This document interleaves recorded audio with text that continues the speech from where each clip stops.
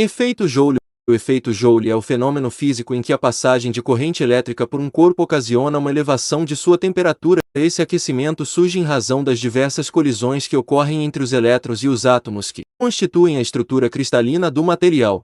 Para que haja dissipação de energia pelo efeito Joule, é necessário que o meio que é atravessado pela corrente elétrica apresente alguma resistência elétrica, que é a capacidade que o material tem de se opor à corrente elétrica.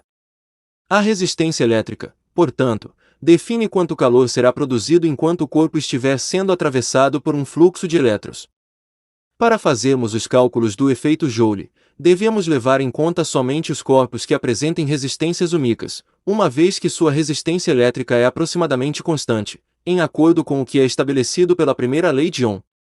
Como o efeito Joule está relacionado à quantidade de energia que é dissipada por uma resistência elétrica, a unidade de medida dessa grandeza é o Joule, J, de acordo com o Sistema Internacional de Unidades, mas também é comum que se utilize a unidade de caloria, Cal, em alguns contextos.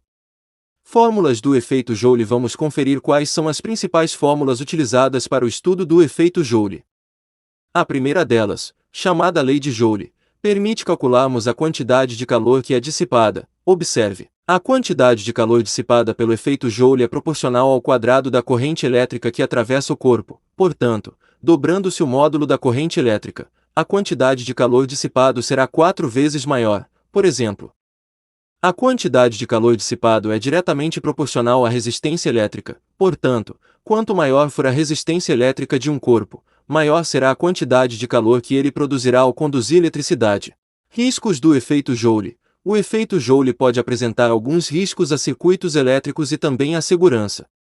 Quando ocorre a oxidação dos materiais condutores, por exemplo, a sua resistência elétrica aumenta grandemente. Por isso, esses materiais tendem a dissipar maiores quantidades de calor, o que pode causar incêndios. Por exemplo, nos curtos-circuitos, ocorre a formação de um grande pico de corrente elétrica. Por isso, fios elétricos e outros componentes podem derreter e gerar faíscas, podendo causar incêndios e queimaduras.